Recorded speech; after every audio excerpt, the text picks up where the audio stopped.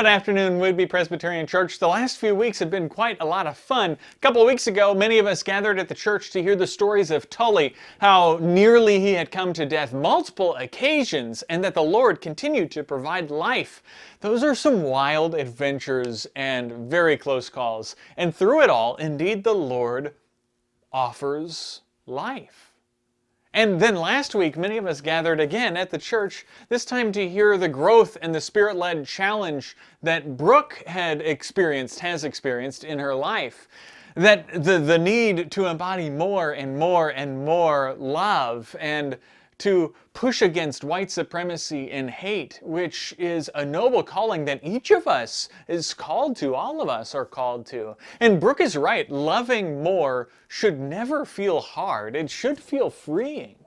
And I'm sure all of us have stories about how God has been at work in our lives and continues to shape us in some way. And I'm just struck by the power of God. I'm struck by the strength that God has to change hearts, to provide for us when we least expect it, to give life to each and every one of us, and to allow us the privilege to love other people, no matter who they are or what their politics may be or what skin color they may have or who God has made them to be, to love them no matter what. Because we are all made by God in God's image to live out the life that God has given to us.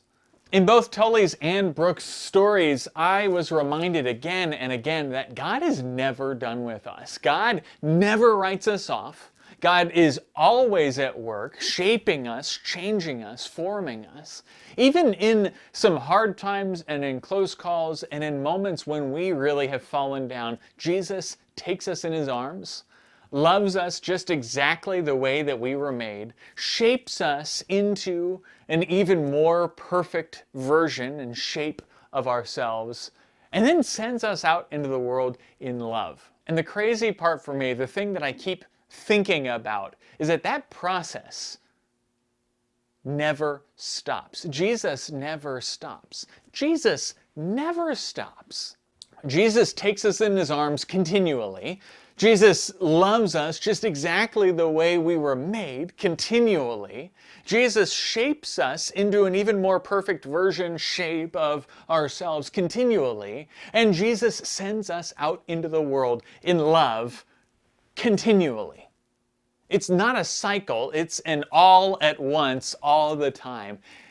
And that is the life that we're called to lead. An embraced life, a loved life, a continually growing life, and a loving life.